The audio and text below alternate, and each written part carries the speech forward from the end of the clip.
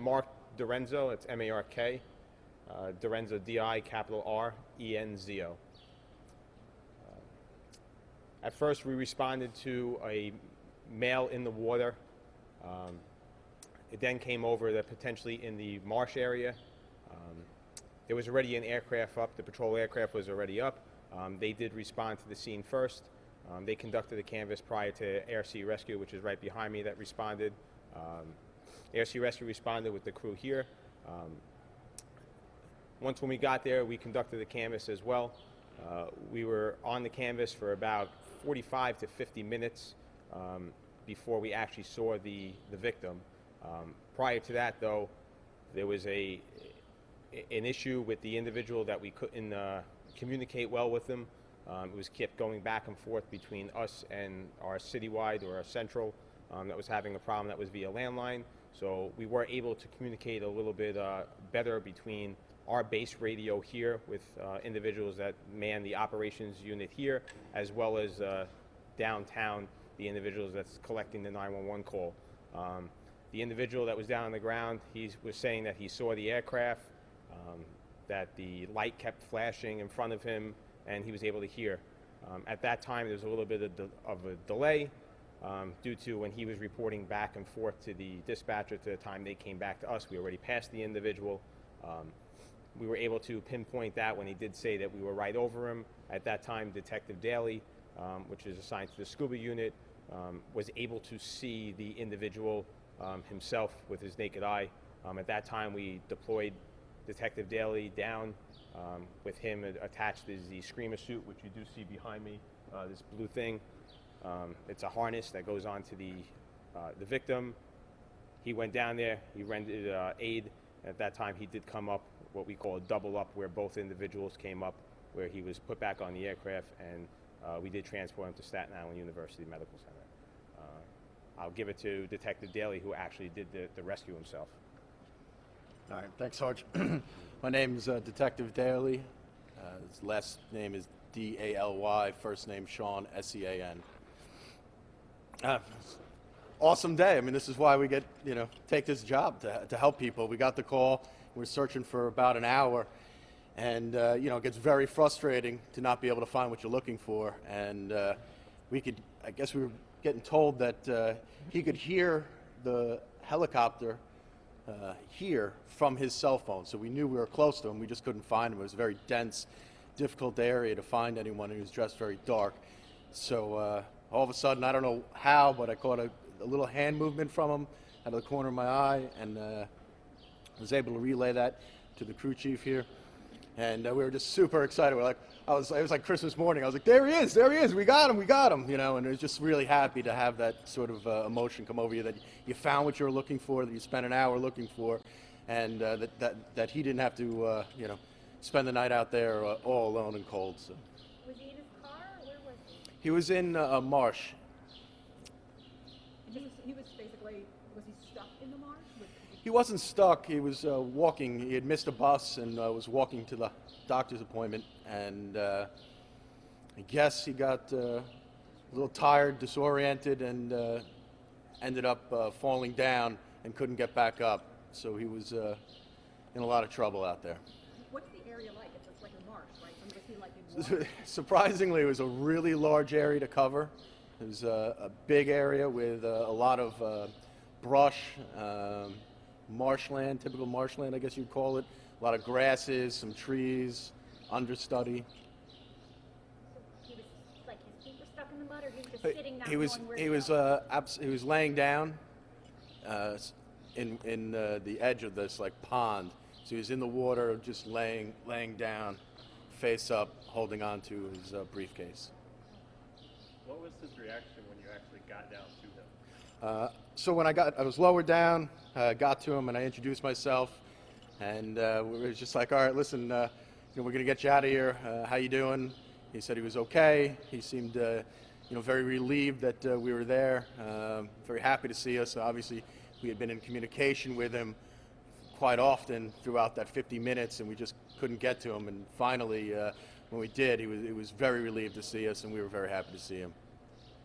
Obviously it was a nice day out, but the water was probably pretty cold. Were you worried about hypothermia? Absolutely, yeah. You know, the waters here are always cold, even in August, so we're always, you know, prone to hypothermia.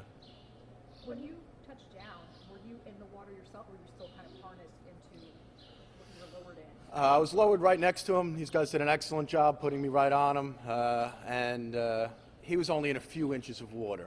All right, so my feet were in water, and I walked over to him, and like I said, introduced myself, and told him we'd get him out of there, and he was happy. But it's one of those things where you're attached to the harness, and the helicopter all Well, the time, I take myself off of the cable, so they can fly away. It allows me to communicate a little bit easier with them instead of having a noisy helicopter above, and gives me a little time to set up the screamer suit, which you can share that with them. And that's called a screamer suit. Yeah, yeah. You want to So demonstrate it? it's basically You want to demonstrate it? They don't scream, yeah. You want to demonstrate it? Sure. It goes on? Detective so- Daly will put it on Officer Martin, who was the crew chief at the time. He was the one that was the systems operator of the hoist during this whole evolution that transpired, and he was ultimately lowering Detective Daly up and down and communicating with myself and Officer Glennon, who were the pilots up front and tactical flight officer, where Police Officer Pastor was able to also help with the removal of or the extrication of the victim, where he was able to render aid. Every individual that you see here is also an EMT that was on board the aircraft. All four of these individuals are EMTs and are active with their certification. Can you show us? Sure. So it was a team effort. This is actually in a pouch. We have a little meeting in the back of the helicopter, what we're going to do sort of en route, and then again we reassess, and we decided that this is the best method to remove someone in his condition. So it's on a pouch. I was lowered with it. Take it out of the pouch. You just have him place it on like a jacket. And then there's this strap here, secures him in there.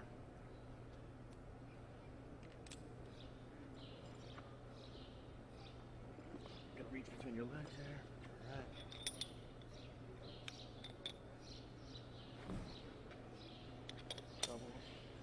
Now he's ready to be hoisted. In this case, we both came up together. I protect his head, protect him, and we get hoisted out together. We're able to talk. What was that? I mean, what was that like? Was he still disoriented, or was he? No, he was very alert. I'm Sorry. sorry. He was very alert and together. He was approximately 86 years old, and I think he was in the military, and he had a lot, strong, good attitude, and like I said, we're really happy to just get him out of there. The thought of him being alone all night out there is terrible, and we're just really happy to do something good today. Was that your main concern, right? That you suppose you couldn't find him? Oh, yeah. You start second guessing yourself. What do we do? How do we find them? You're using all the tools that you have. We have a lot of tools. These guys are the best at it. They're using all the cameras and different things that they can do, and everyone's got their head in the game. This is what we do, and we're really trying to find them, and it gets very frustrating. Second guessing, where could he be? Is he there? Look under this tree, look under that rock, and you're trying everything you can. So he was on the way to the doctor, you said? Correct. Yeah. So was he sick, or he was just like a checkup? I mean, do you know? Unknown. Yeah, unknown. I don't want to discuss the details of what. When you got to him, though, was he actually stuck, or was it just that he had fallen, he was tired, and he was worn out? Was he actually stuck in something, or was he just? No, he was not stuck. I didn't have to pull him up, and he wasn't suctioned into mud or anything like that. The ground was pretty firm there. I was able to walk without getting my boots even muddy.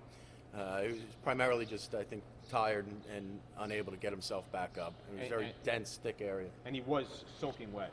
Yeah. I And mean, it's cold. his clothes were soaking wet, so just that itself just weighed him down. Yeah, and probably the cold too, right? Just the cold. Absolutely. Once you guys got him on the helicopter, did you wrap him in blankets? Like, what's the protocol to make sure someone isn't, in shock?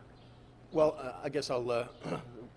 We were so close to Staten Island Hospital. It was literally get him into the helicopter, fly, 100 feet, and land at Staten Island Hospital. So as soon as we got in, we comforted him. Officer Pastor was able to warm him, and then we started to pull out our toolkit, some of the EMT kit, and prep him that way. But by that time, we were already landed and at the hospital, so he was in good hands the whole way. Do you guys usually stay with the same crew, or do you like switch out members? So like you guys are always training together? We train together, but the crews change every day. Oh, It's not necessarily the same people here. There's a small number of us, so it's like a family. We know all each other, and we work very well together. So any one of these guys, very standard operating, and we can work with anyone. I'd imagine over the winter time it's a little slower, not as Yeah, many people. absolutely. But now that we're getting into the warm, It starts is it picking nice up. to kind of start off on a high note, I guess? Like, We do train consistently throughout the year. Right. There's constant training. I mean, every week there's training amongst the pilots, the scuba divers, the crew chiefs, training throughout, the whole year. It doesn't matter what time of day it is. But this is gonna be typically gonna be your busier season as you go into summer, right? With all Correct, the weather. absolutely. Yeah, it picks up quite a bit, especially once the boaters are back out on the water and Jet skiers and all that. jet How skiers. high were you guys flying, would you say? Because you have to be low enough to see them, right? Well, But then- we're doing our standard search pattern orbit would be a right-hand pattern because I have the right door open. He's looking out, scuba guy can look out. I got the co-pilot's looking on the camera at the same time. So at first we were about 400 or 500 feet, and then we got the call of the radio that he's hearing us, and we're over him. So we figured let's get a little closer. So we got a little lower to about 200 feet, and that's when it really the sound of the helicopter went off on the phone where the dispatcher heard it and said, "You're right over him now." And it was a little delay, like the sergeant was saying. So by the time we got back to the scene, we couldn't spot him. I mean, he was very well camouflaged, and in that ground way, his outfit it was dark black, gray, all brown pants. He was just blended right into that marsh very well. And I don't know how many times we might have circled that one particular pond, and it was just this last circle. We're getting low on fuel. The way the light hit or whatever, and the guy did a little movement with his hand. Detective Daly saw it. He's like, "All right, we got him." Started pulling it move to the right, lower Detective Daly down, and we were able to get him out. And the reason we went with only one diver down was because we kind of right in the middle of the hoist, lowering the diver down, and fuel light came on. So I was like, and it's so close to the hospital that literally the whole time we're hoisting, I'm staring at the helipad at the hospital. That's how close. So I knew at least we had enough fuel to get there, shut down, wait for the truck if we need to, Your name again? That's Police Officer Robert Glennon, GLENNON. Pilot? I was a pilot. That must be stressful. You're looking for someone and the fuel light comes on. Yeah, that was the first time that's happened. I mean, it's happened in training, but when it's in training, you're right at the base. You just land, get fuel. It's not a. What does that entail? Like, you have 10 minutes, 20 minutes? In a hover, probably about 10 minutes the most, because you're using a lot more fuel when you're hovering. But we was already almost done. Like, he was already starting on the way back up when the light came on. It was more after that. It was just like if we're gonna need fuel to get back home. So that's. But we do so much training that. All right, light came on, and that's how you just all right. Make a note, and that's it, and keep going. If you need to tow, you need to tow, right? Yeah. If we have to wait for the fuel truck, we wait for the fuel truck. It's, Got everything. Thank you so much. Who's that? Real quick, he said 86. I know from He was you guys. 83. He was 83. 83? Correct. I don't know if you guys wanted to just talk to the systems operator. He lowered me via the hoist, so he might be able to share some insight on that. Sure. Your name? Officer John Martin, JOHN, Martin, MARTIN. I was a system hoist operator. I lowered Detective Daly down, and once he pinpointed the victim, it was bright as day. It was my first rescue. I saw him. It was the happiest moment. We were able to perform what we've been training all this time for. Save the victim. We lowered him, screamer suit. We had a game plan, and we went about it. Your first rescue. Yes, ma'am. When did you become active? When did you start working? I started in the aviation unit in 2017. Was your first experience? What My you first expected? rescue, Was it what you expected? it was basically what we train for every day here. Everything that we go out here around the base, training, scenarios, all that came into play, and we as a crew, we had a plan, and we tackled it, and we did our job. what we signed up for. I assume no complaints about the ride down. No, it's excellent, excellent. I had no idea it was his first time, and I'm couldn't be any happier about it. How much experience do you have? Excuse me. Been with the scuba team for 12 years, and guess I've had a few of these rescues before. And this one had a happy ending. Yes. Yes, yeah. Good thing it happened in the daytime. If it happened at all, but daytime, so Yeah. you can see it, because that's Yeah. the thing, right? Makes it a little easier. A little Yeah, bit it makes easier. it a little bit easier. Wow, yeah. The exact intersection was off Father Capodanno, right? And then, you know exactly. It's probably the big tree near the little bush. The actual street, Honestly, it was really adjacent to the Staten Island University helipad. Wow. It was. He was probably on his way to that hospital. Yeah, what supposedly is they use that as a shortcut sometimes to go to the hospital. People walk to the hospital that way or to the doctor's office. And he said he had used it right when he was a kid. He used to walk through there. So I guess he figured he could just, take the walk. But this time I guess we've had a lot of rain and all that, so it was a lot more marshy. And he lost his way, ended up falling, and Oh, so he wasn't waiting for the bus, he was trying to cut through? he was trying to cut Supposedly through. he missed the bus, Well, he missed the bus. and He was then trying he to was cut trying through. to. Yeah.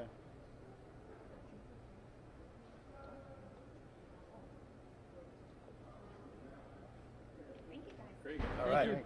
Thank you. Good work. Want to take us up for a ride? I wish it was that easy. Do a reenactment. You ride along all the time.